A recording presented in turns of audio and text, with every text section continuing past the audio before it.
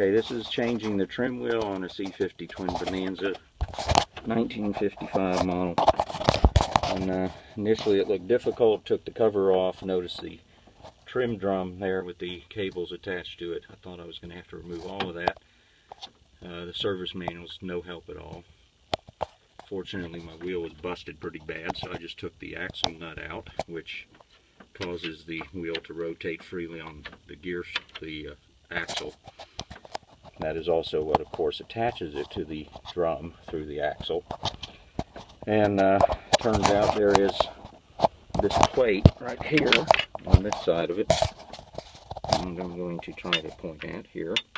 This is apparently all that holds that thing in. They're unfortunately in the back here. You probably can't see them, but there are two bolts with nuts on them that you have to get loose. Two screws right up in this area that just go into nut plates, so they're easy. And then there's a forward screw located right, let's see if I can get it, it's right here, and that's got a nut on the back. So you take three screws here, one here, two in the very back. When you look at this housing, it looks like it's a single piece for both sides, but it in fact is, as you can see, two pieces. So it's not that bad. I'm going to take one more screw out of here, which should remove this bracket, in which case it will expose the axle, and that trim wheel, as you can see, will slide right off. New one will slide right on. Put the bolt in the axle, put the retainer back on, and I should be rock and rolling. Again, it's a little bit backwards, but that's not such a bad procedure. It's so far. We'll see if it gets worse. So it looks like the best order to take these loose was, as I was stating, take the two here that are nut plate screws out first, and take your two little let's see, that would be a 3/16 bolts with nuts that are really difficult to get to. I used a 3/8 ignition wrench and two fingers to squeeze up there to get hold of the nut. And once you get that out, then you're able to pivot this down here and get a ratchet through the back, because this screw right here has a 3/8 nut on the back side. I'm going to try just cracking that loose. I believe if I can get just the nut loose, that this will then swing out of the way and I won't have to take it completely off.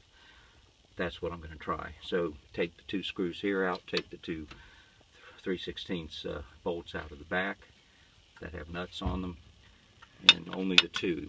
Again, it looks like one piece for both sides of this, but it is in fact it's two separate pieces, which makes it a whole lot easier to do this job. As you can see, I don't know why I'm changing my trim wheel. It's in such good shape, but it made it for 57 years, so that's not too bad. So I'm now going to try to get an extension 1/4 inch. I think I can come in through the back here by bending this down just a little and get at the nut on the back of this screw and break it loose, so I don't have to take this completely off. Okay, here's part 3. This is going to be the reinstall. Here is the old one as it came out of the plane. It had installed in it this bushing / spacer. Obviously the hole lines up with the hole in the unit itself, so that's probably the only tricky part about the reinstall, is somehow you have to keep those holes lined up while you're putting it on there. Fortunately, it's on there pretty snug, so I believe once it's on and you stick the bolt through it to get it lined up properly, it should stay put during the installation procedure, because you're not putting a lot of force on it to do that. Here is the nice brand new one, courtesy of Greg Caju, and we appreciate that he had that in his stock. And you can see there are some slight differences between what was left of the old one and the new one, as in the fact that this is only about 1/3 of an actual one.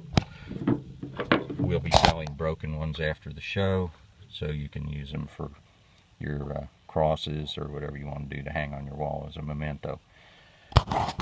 $200 for the artwork. So here's the new one again. This is the recessed side.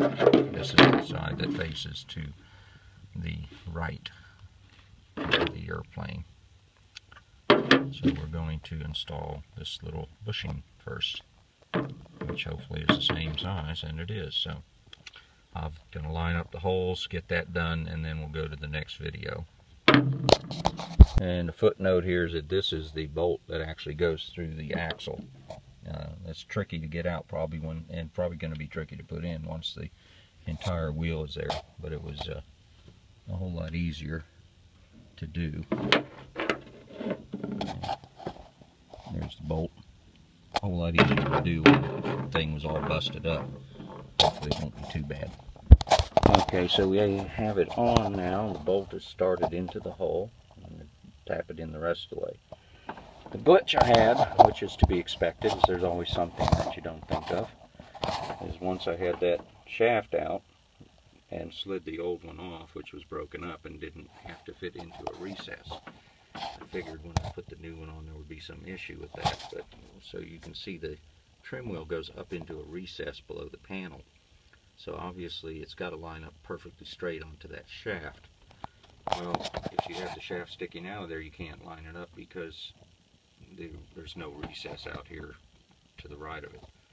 So what I did, it turns out that axle is common to the trim drum, and without having to disconnect any cables and being careful not to upset the order of things, I was able to take my hand and wooden block and put a little pressure on that axle towards the drum, and push the drum in far enough to where I was able to take the bushing out of the center of the new trim wheels, the bushing slash spacer, in order to give you a little extra play in there.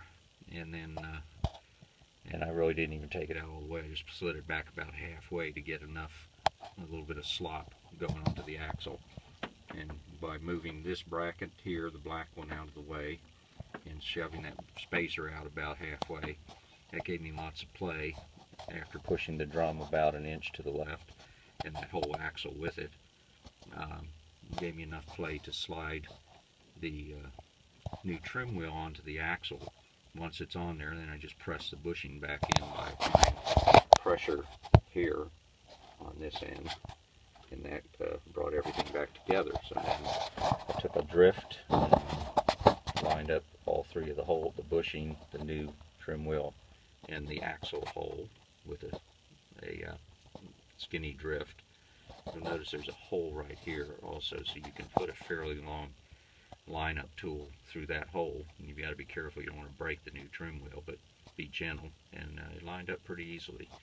Wasn't a big problem. I got all three items to line up: the bushing, the trim wheel, and the axle. So now comes the fun part. I'm going to press that bolt back all the way through the axle and secure it with the lock nut that was originally on it. Then I've got to go back under the panel, secure those two screws up top and the two 3/16 bolts with nuts on the back. You do have to apply a copious amount of cursing to those two bolts. And again, I use this small ignition wrench right here. I was able to get into where those nuts are with my fingers. Putting them back on may be a whole nother story, but at least I was able to get them off and then recover the washer and nut, which of course is a lock nut, by using that magnet right there so they don't fall down inside your control column. So you do have to be careful about that when you're taking it apart or putting it together. And you get a washer and a nut on the back of that 3/16 bolt. So there you have it. I'm going to do all that, and that should be it. I would say once having done this now and seen how it's done, I would estimate you could do the whole job in an hour and a half if you've done it in the past. Of course, I've still got to reinstall the cover over the trim drum there when I'm done, but that should be fairly easy. 3 screws. That's something I took off before I started, by the way, which you should do to expose that drum so you can have the room to slide it back and get your trim wheel on. Okay, that's it. That's what it looks like now, brand new. Fresh from the Beechcraft factory probably 30 years ago, but good solid wheel. More to come. Okay, there it is with the bolt installed there, nut tight. Everything working like a real one.